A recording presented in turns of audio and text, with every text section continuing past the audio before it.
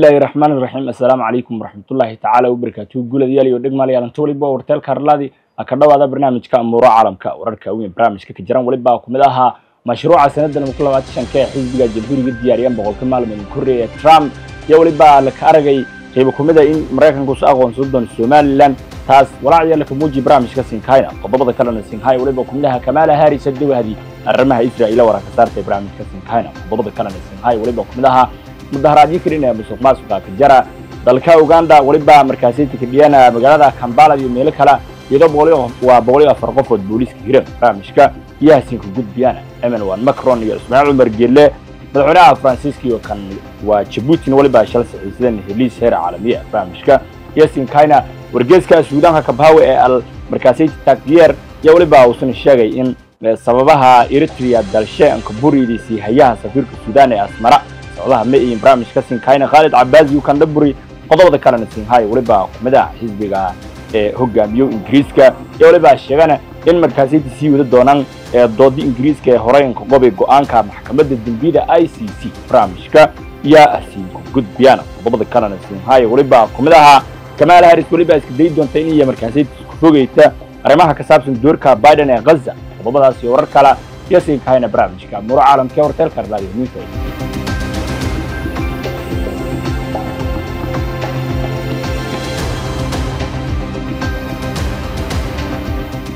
سوديا سدحاد إن الربي كي ياسين كوكويا برامج كتاريخ دولي بايه كي إدن تالبات إيو اللي تا جولاي سنة دلهم كل بات ريو أفرتها ولبا في أنا قضبك أمكوري برامج كا ووكالة وركا رويترز يولي بايه داو على حق سابس من بوليسكا أوغندا يهيرين والخبلا بغولي أفرقوفو دوم الدهرات يالي أنا سوك بنام بحايم يمسوق ماسوكا كجرى دالكا ولايكا أوغندا يوريكا قوتو مزيفين يكول هور ولبا إنشاقا إن مدهرات جدا iyo barbaarka abaabulahayan galan adag kugu dooran taasoo marka dambe iyo irkiis ku sii shareeyay xiisada isla markaasna iyo waliba tilmaameen in limid ay waa barbaarka banaam baxaan ee Kenya ee maga baxeen generation Z ama jiilkii ka dambeeyay isla markaasna walahay ku gaana waliba isku goondiyay in galan bira kugu doona hadda mudaharaajyada qaarasho iyo lihiri arintan iyo walac weyn ka muujihay Mareykanka iyo hay'adaha xuquuqul insaanka yana bilaabnay cambareen tilaabooyinka laamaha amaanka وكورسورمان هنسبة حيالك بربارك يو كديدين إن والكشاف مسوق ماسوقي يو سراكيد الدولة إن مركزية كتكلف لها عن تيد الدنيا يا حسارن كل كان ولبا في ريان دونالد جي ترامب مشروع شل مدكون يو لباتيو شنكا واشنتا وكون دوكومنتي سجال بول بوك ويو دياريان حمر كتير حزب الجمهورية مريكان كتاجران حزبية ولبا لكارجة يهديد دور الشدو سكولة دونالد ترامب بقول كبا وبقول كم على كوريتا كذا قدونا بركة نقول أقول سيدون السمال لسه ويدو قرمدا مدوبة مركزيتي هرجيو سكورسون كهلا ويكورسون كهلا هاين تلعبنا ولبا لكشجع إن ترامب مركزيتي كجيبها وموقف كي سيشل فوقي جيبوتي مركي دلك كعج جدي إنه سبيل كسارة سلك الشينا وسكيل جيبوتي ولا نسان هذا كسدونا السمال لان أك مركزيتي اللغة ذا يكون واستراتيجية برنامجka mura caalamka daratana ulhayka wadanka Djibouti Ismaaciil Umar Geelle iyo dhigshay Faransiiska Emmanuel Macron iyo waliba iyo dabayaaqada toddobaadkan shal saxiisadana heliis difaac lamadina kuliyad waa hadal markaasiti lama geesood sida la kashaagay war saxaafeedka ka baahi madaxweynaha Faransiiska lamada hogaamiye waliba iyo saxiin heliis ka saabsan reedan habayowka heliiska iskaalado ka difaac iyo kuma isneen Faransiiska iyo dawladda Djibouti heliiska waliba la kasixay xafiiska Macron ولنا مركزيتي أقولادة إن كونيو شنبغل أسكري أو فرانسيس يوسي روجود دونن جيبوتي أو كويل دان سالدين كوبين فرانسيس كله جبدة يضون مركزيتي لك الشاقي ولا فضاء إن ريدن هليسيان عزبو بيسيان إن يوم مركزيتي قيب قادن فرانسيسكو أقولان مسي مركزيتي سيبيون كرديان كروز كبيو سدا مركزيتي شاكتي وكالدا ورركا AFB برامج كان مرو عالم كورتيلك أرلادي ردرتو كل كان كمال هاريس ولبا شاكتين يسكفوق ياسا كل لها شاه جو بايدن arrimaha غزة لنجي حزب الديمقراطية تنسامين مكويل ضدونتا وليالش وولاش مركزيتي واي جمركا صوبته بايدن يسي ودي انه ستاغر اسرائيل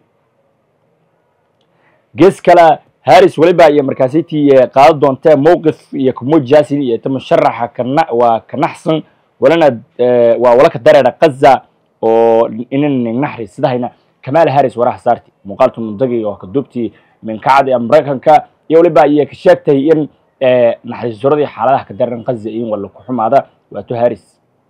I told him that I will always ensure that Israel is able to defend itself, including from Iran and Iran-backed militias such as Hamas and Hezbollah. From when I was a young girl, collecting funds to plant trees for Israel, to my time in the United States Senate and now at the White House, I have had an unwavering commitment to the existence of the State of Israel, to its security, and to the people of Israel. I've said it many times, but it bears repeating. Israel has a right to defend itself, and how it does so matters. Hamas is a brutal terrorist organization. On October 7, Hamas triggered this war when it massacred 1,200 innocent people,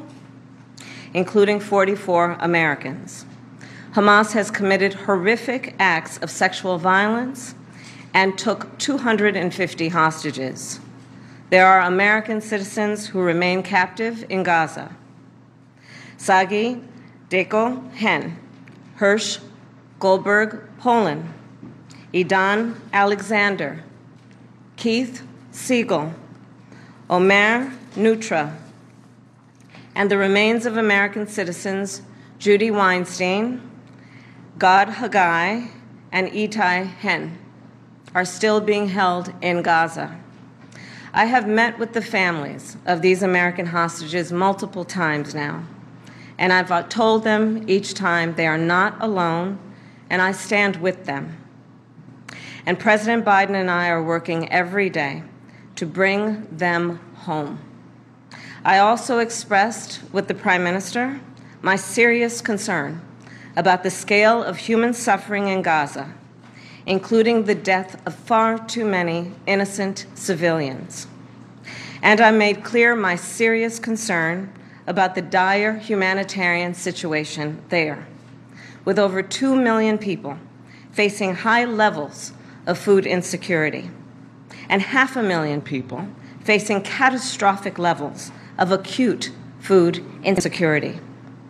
What has happened in Gaza over the past 9 months is devastating. The images of dead children and desperate, hungry people fleeing for safety, sometimes displaced for the second, third, or fourth time. We cannot look away in the face of these tragedies. We cannot allow ourselves to become numb to the suffering, and I will not be silent.